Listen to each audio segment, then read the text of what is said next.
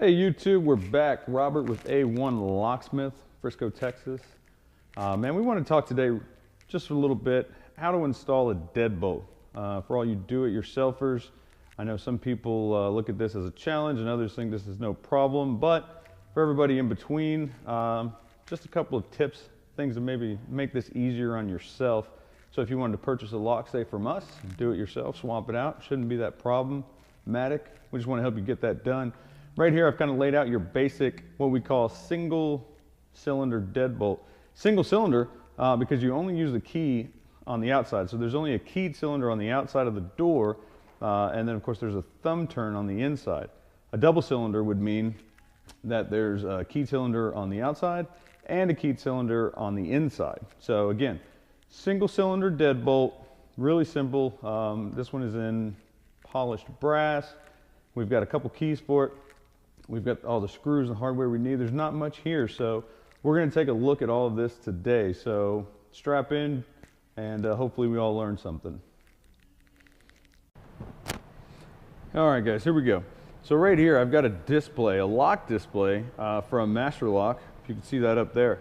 Master Lock, known for their padlocks, also makes a lot of residential hardware that we as locksmiths have been finding more and more valuable. Dollar-wise, and of course how well they hold up over time. We've been really happy with what Master Lock's putting out, especially at A-1 Locksmith. So now that's kind of exclusive to A-1 Locksmith and other locksmiths around the country. So if you have more questions about that, again, always comment below and ask questions. We'd be glad to fill you in. So again, this is a display, so it's already been pre-drilled. So imagine it's much like your door. This would be the edge of your door, okay, where our latch bolt goes, and then we've got the side of the door with our 2 1/8 inch cutout hole. So again, we're doing this single cylinder deadbolt installation. First thing first that I always start with as a locksmith is the latch bolt. The latch bolt is the piece that goes in and out of the edge of the door and actually goes into the door frame. That's what locks it. So right off the bat, I want to answer something that we get called about a lot and asked about a lot. This particular bolt happens to be adjustable. And what that means is that it can be this length, and then with a slight turn, it can actually be longer. So it's got 2 different lengths. The reason being is that usually in a commercial setup, you use the longer length, okay, the 2 3/4 length. But typically in residential and homes, we use the shorter 2 3/8 back set. Of course, back set is called from the edge of the door to the center of the lock, or the center of the hole that's drilled from the edge of the door to the center of the lock. That's called a back set. So I like to start with this, and you'll notice that I have the bolt out. That's how I like to start. So I'm going to start real quick. We're just going to slide that in our existing hole. And then that just has 2 wood screws that hold it in place. 2 3/4 inch screws, and that's all that's going to hold that guy in. So I'm hoping everybody gets a good visual here. Real simple and easy though. We're just going to take our screwdriver here, and we'll just run those in. Typically, I'll use a screwdriver, do a lot of this stuff by hand. I don't want to strip out anything, okay? And it's easy to do that with a cordless drill, especially if you don't use it a lot or you don't understand maybe the torque settings that they have. Sometimes if they're too strong on the torque, again, going in and out with screws, we can strip out our hole. So we don't want to do that. So again, I like to use just screwdriver hand tools here. That way I get them in there nice and tight, and I don't have to worry about stripping out my hole. So as I snug one down, I'm good. And snug down is the key here. I don't ever want to over crank and over tighten, because again, that can strip out a hole, especially in wood that so many doors are. So we've got that in, and I'm going to do just like that. I'm going to leave that out. Again, that's my preference, and I'll show you why soon. Now you'll notice that that's going to leave the center of our bolt and the center of our hole, which is where we want to be. Now I showed you that adjustment a moment ago. If that wasn't right, you could turn it and adjust it, and that would push this further back. So let's see if that's right. Because again, that looks pretty close to center, but it could be a little off. We'll find out. So now we're going to use this side as our exterior, meaning that's where we're going to put the keyed cylinder, would be the side facing us right now. So I'll grab that. There's our outer rose or escutcheon.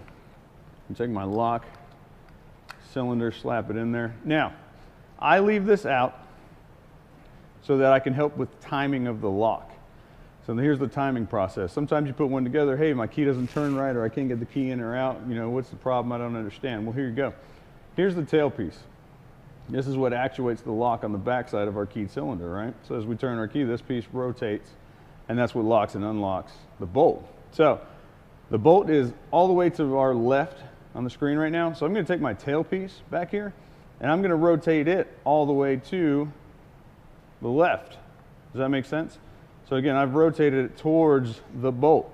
So right now, that's going to put it up and down. So it should line up in that hole pretty well, up and down, right in the center of our crosshair there. So I'm just going to slide that right in there. Kind of hold that in place. Now if I rotate this around so I can see it from the back side, okay, that's where we are. Here's our thumb turner on the inside of the door.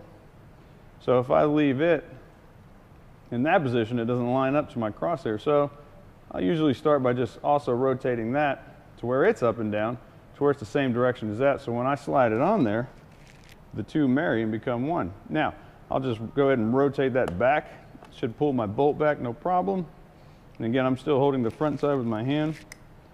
Take my long screws that hold my lock together and slide that off in there. See if I can catch the hole.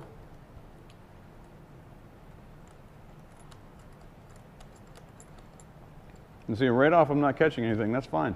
What I'm going to do is I'm just going to kind of move it around a little bit, nice and loosely, to where I feel like my threads are catching. And then from here, I should be able to come in with a screwdriver and just start getting that on there.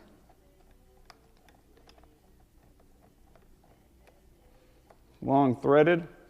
And again, I know that a power tool would be quick and easy, but this way we know we're not going to strip anything out, and there's really no rust, because even with a hand tool, this is still a fairly quick process. I'll get it on there a little bit, just kind of hold it together so that maybe I can let go of the other side. Now, I don't tighten it down. Notice the lock is moving. I've got a little bit of play there, so that's going to allow me to take my second screw and slide it in there, give me a little bit of wiggle room so I can perhaps wiggle up and down and maybe look at catching that one too, in case it doesn't want to catch right off the bat.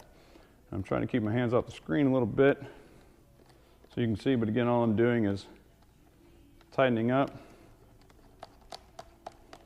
Two hands make that a lot quicker.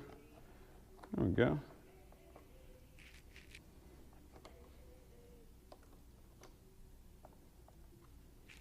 Again, I'm not worried about tightening down too much at this very moment, because what I want to do now is kind of check my usage. You know, how does everything operate right now?